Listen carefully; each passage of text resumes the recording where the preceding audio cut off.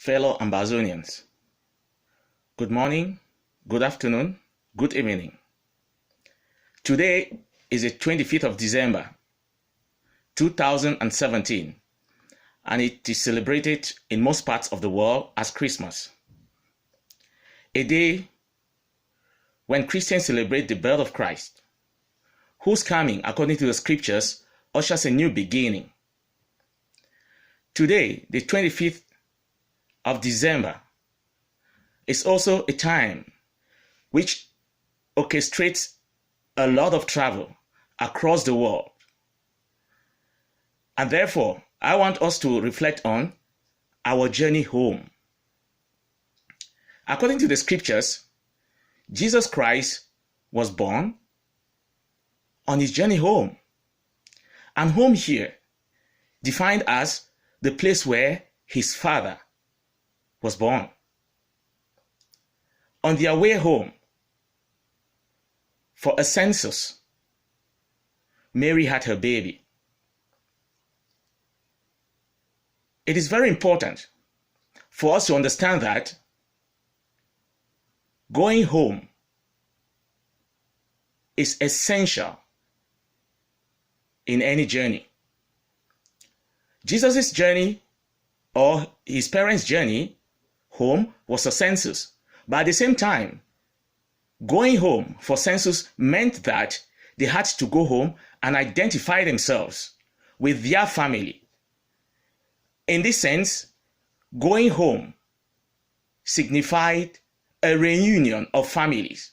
And if Jesus Christ was born at this time, it means it has to become a family time. All over the world, people travel at this period to meet their families or to go back where they can comfortably call home.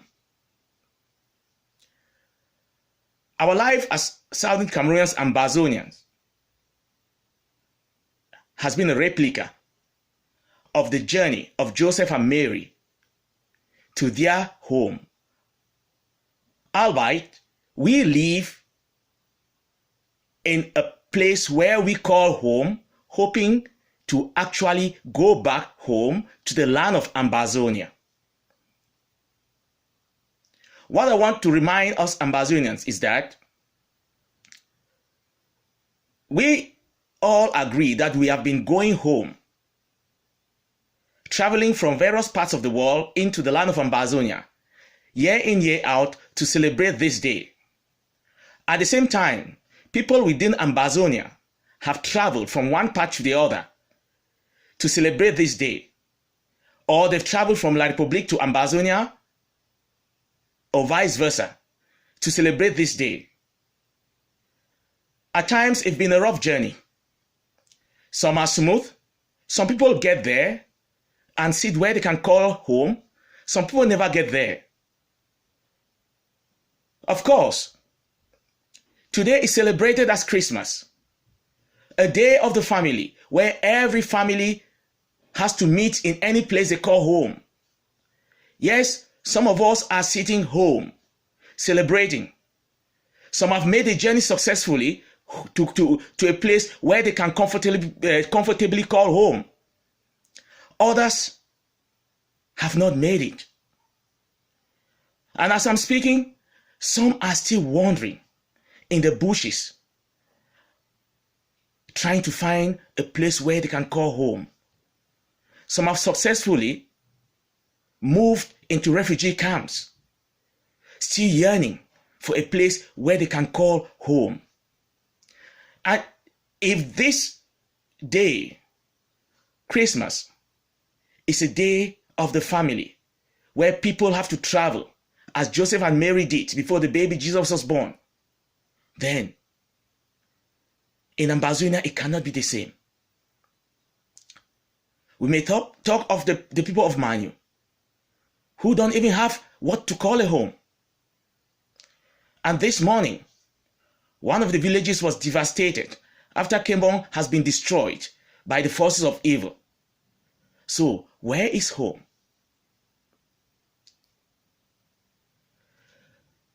If Christmas initiates a journey, then it also means that we have to take a stock of where we came from in order to know where we are going to.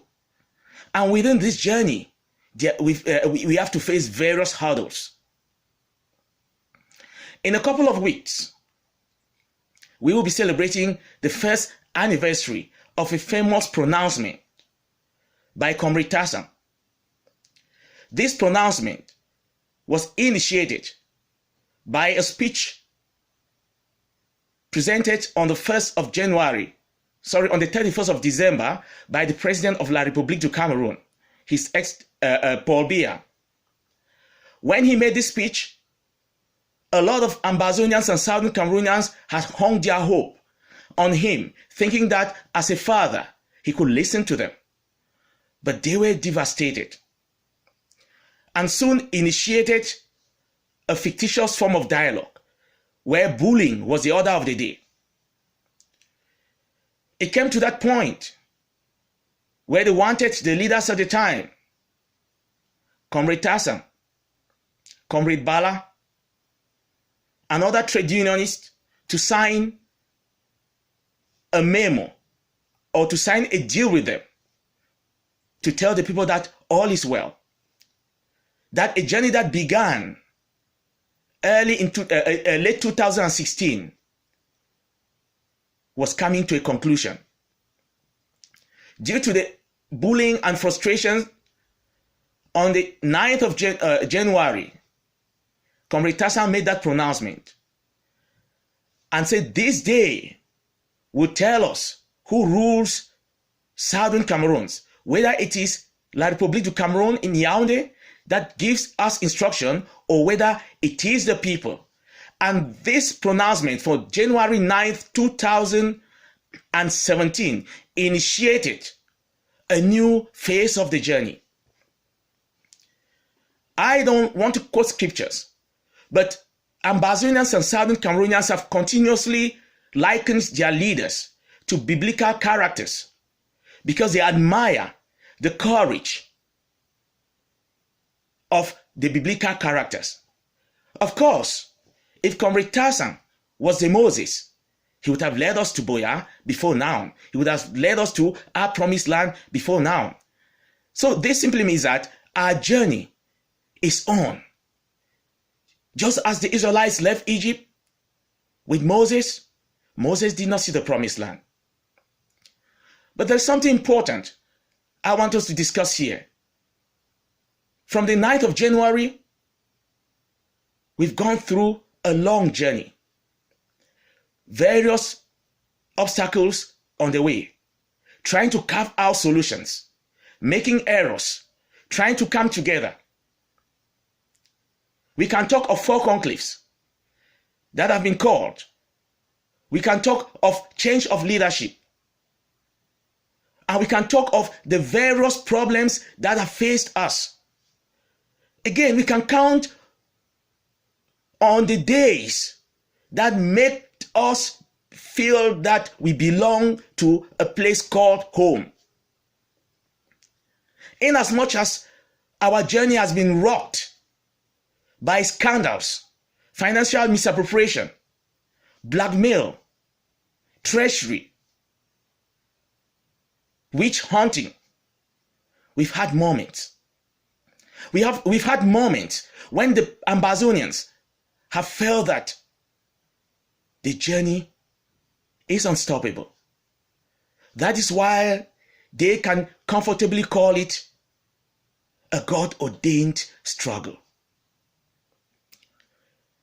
In a God-ordained struggle, fellow Ambazonians, we have to acknowledge the God whose presence brought transformation, whose presence destroyed thrones, whose presence called for humility. And this is the God of Jesus Christ.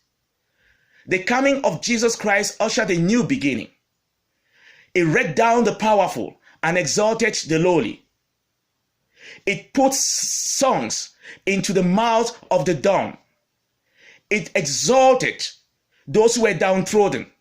It freed the captives. And so if the coming of Jesus Christ signified freedom, then this is a moment of freedom. And if we have gone a long way, it's a time to reflect where we were, where we are now, and where we are going to. I will highlight some important points. The first challenges after the 9th proclamation was the celebration of the 11th of February, which La République du Cameroon often codenamed a Youth Day. This day was challenged by the people of Ambazonia. That was the first taste of the meaning of freedom. It all shifted to the celebration of a fake union on the 20th of May. Again, the Ambazonians rose up as one man and stood against the regime of La République du Cameroon. At this time, conclaves were being held, trying to sort out issues, and the frontline movements came together to create a platform where they could work in unison as a people. A platform which signifies their differences, yet define their common purpose. The name SCACUF was created. And if that name has anything to say, it is telling Ambazonians that we are different in our approaches to issues, yet we have a common purpose. That is unity in diversity. Diversity which makes the very importance of who we are. Diversity which needs to be preserved. Then came the creation of the Governing Council with an election of a chairman and a secretary general. This also ushered new things into the struggle. There were steps taken that fostered the growth and enthusiasm of people. It increased the interest of people in the struggle. There were also steps taken that actually destroyed the morality of people and killed the morale of the struggle.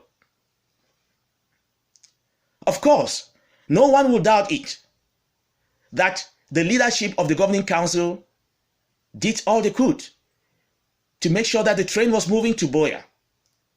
But were they the Moses? And if they were the Moses, have they taken us into Buea? Or we are still moving around the desert trying to seek our way? Fellow Ambazonians,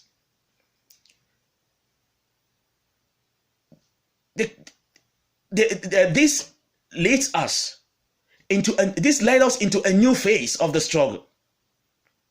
I mean, the election of the Governing Council led us into a new phase of the struggle. There was a tour organized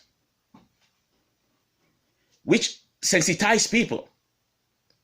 Of course, no country ever held New York bound as the people of Ambazonia came out like one people.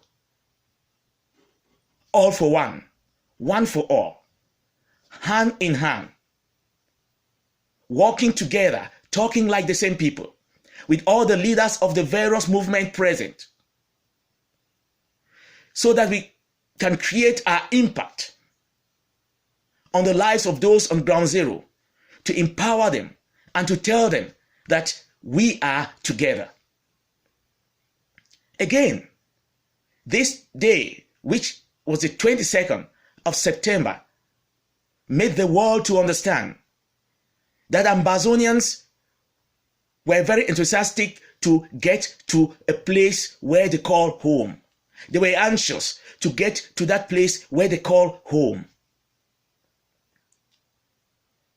When it came to the 1st of October, a dark page was opened. As Ambazonians moved close to the finish line, they were met by brutality. A war declared on armless citizens, wherein tree branches were described as weapons. a war that La République du Cameroon fought with airship. Many people were killed, buried in mass graves in Buea. Many got missing till date, unaccounted for. That was the beginning of carnage. The carnage continued as the military of La République moved from house to house, breaking doors and shooting people at close range. We experienced miracles in some of them. And those who died needed our support as well as the wounded. Thanks to a great response from the very people of Ambazonia, from all parts of the world, who could not see their own suffer. They supported families to bury the dead. They sent money individually, collectively, to people to help for medical treatment. And it continues until today. The after effect was that we started experiencing an exodus of Ambazonians into the neighboring country, Nigeria. This soon escalated when the president of La République du Cameroon declared war on Ambazonians. Airships were sent to Manu, and Akwaya was targeted, as well as Manfe and other neighboring villages. But the Ambazonians stood the test of time. They defended themselves. Of course, they incurred casualty, but they defended themselves. So as I am talking today, the 25th of December, which is celebrated as Christmas,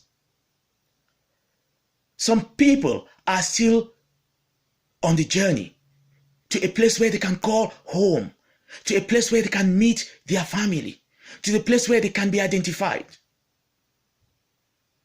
They are in the bushes, left at the mercy of mosquitoes, dangerous animals, with vegetables and fruits as their only source of energy. And if this day is a day of the family, it means Jesus Christ had to be born in a family so that the census will identify him within the context of his family. And the journey of our brethren in the bushes continue. Some have reached in camps, but they can't call it home.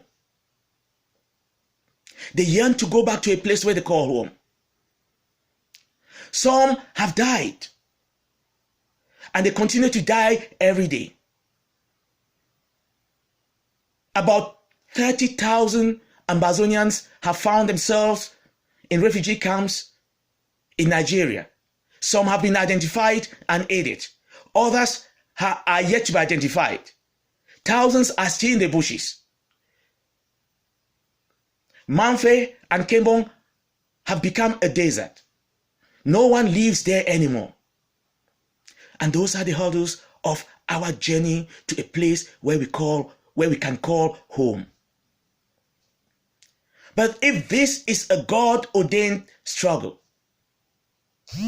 should this day not tell us that we should take stock of what is happening in order to build a vision of tomorrow? I remember that shortly before the fourth conclave, there was a pronouncement that schools would begin on the 8th of January. Yet no one knows the preparation. Questions have been asked. No one has a response. No one seemed to respond. And the questions continue to come. Again, who should address this question? It seems as if the question is becoming an elephant in the house where nobody actually wants to discuss about it. Of course, it came to my understanding that individuals were disgruntled that the decision was taken off their hands and pronounced without their consent. Is that why this issue has not been discussed? In about a week, 2 weeks from now, we will be facing the 8th of January, an anniversary of the day that Comrade Tassan pronounced and let roll the beginning of our journey. Will that be the end of the struggle? No. Dear Ambazonians, we need to question our leaders to tell us exactly the plans they have for this day. If 8th of January will be the beginning of schools, a lot of things should be questioned. What about our children who are being incarcerated because they stood up to ask for freedom? What about those who are in the bushes, struggling to find a place they can call home? What about those who are in refugee camps, unable to have a meal for a day, still yearning to a place where they can call home? Again, there are questions of the curriculum that will be implemented. Will it be the curriculum that Dr. Elizabeth presented? Will it be the curriculum that La République is imposing on us? What about the teachers? What has been reserved to make sure that the teachers execute the plans of the educational department? These are questions we should ask. And if in all honesty, we ask these questions, I want to tell the parents of Ambazonians that the 8th of January is false hope. I say it this day because the coming of Jesus Christ brought us hope. And it is unacceptable to sell false hope to people. To sell false hope to a people that want to get to a place that you can call home. Of course, in Zaria, the discussions were centered on damage control that was caused by the pronouncement of the start of school for January 8th, 2018. And at this time that I'm talking, nothing has been done. Should Ambazonians not question their leaders on such things? This is a very, very important one that nobody has addressed since the pronouncement. And this leaves people wanting. Should we not hear from our leaders what will happen in the next 2 weeks about schools reopening? Should parents invest in something that may not work? If all of us had agreed that there should be no schools, this is the moment when we should start re-educating people on the importance of no school. And if we think that the pronouncement that came before the conclave in Zaria is what we want to go by, we should start now to educate people so that everybody should be on the same page. We should know that that's a path that will lead us home. But I still ask the questions. What about those who have been locked up? What about those who are in the bushes? What about those who are in refugee camps? I may also question whether this is another way of letting everything to become normalized. Of course, if nothing is said and schools open their doors on the 8th of January, you and me have nothing to do. This is the right time. And 2 weeks to the beginning of schools, we should already start discussing this. I'll invite us as Ambazonians to have an open debate about this, to know the future of our children. Whether we want our children to go back to the same curriculum that La République is imposing on us, or whether we want our children to work on the curriculum that is written by the government of Ambazonia. And if that is the curriculum, we have further questions. What is the mechanism in place to ensure that teachers are working with that curriculum? What if the teachers are taking off salary? How will their salary be raised? These are basic questions that we should ask our leaders. They are tough questions to answer, I assure you. But an open debate will lead us into an agreement of what to do, which direction to go. This day of our journey should mark a day where we look back into what we have done, where we came from, where we are now, and have a vision for the future. It should be a day that we re-emphasize the God-ordained nature of this struggle by telling Ambazonians that we are really of God. It should be a day where our leaders should sit and reflect on the happenings and decide to willfully accept or reject things that have occurred, so they can set an agenda to lead us to a place where we can call home. We are still on a journey. We need to go home. Fellow Ambazonians, the flip side of this day is that while other parts of the world are celebrating, Ambazonians in the bushes, in Manu, cannot celebrate. And I wish to appeal to all Ambazonians to spare this day to support our brothers and sisters, mothers and fathers, sons and daughters who have been made refugees by La République du Cameroon. Even those in Ambazonia, in other parts of Ambazonia, can't celebrate because of the militia of La République du Cameroon. I still appeal, let's spare some change and help our brethren. And let's ask our leaders to give us a clairvoyance of what will happen on the 8th of January. With this, I dare to say Merry Christmas, because there is nothing to be merry about. But I dare to say that because even in oppression, we recognize the power of Christ over us. And that is why we call this a God-ordained struggle. And on the day that God became man, we should acknowledge that. On the day that God became man, we should celebrate, because that is the beginning of freedom.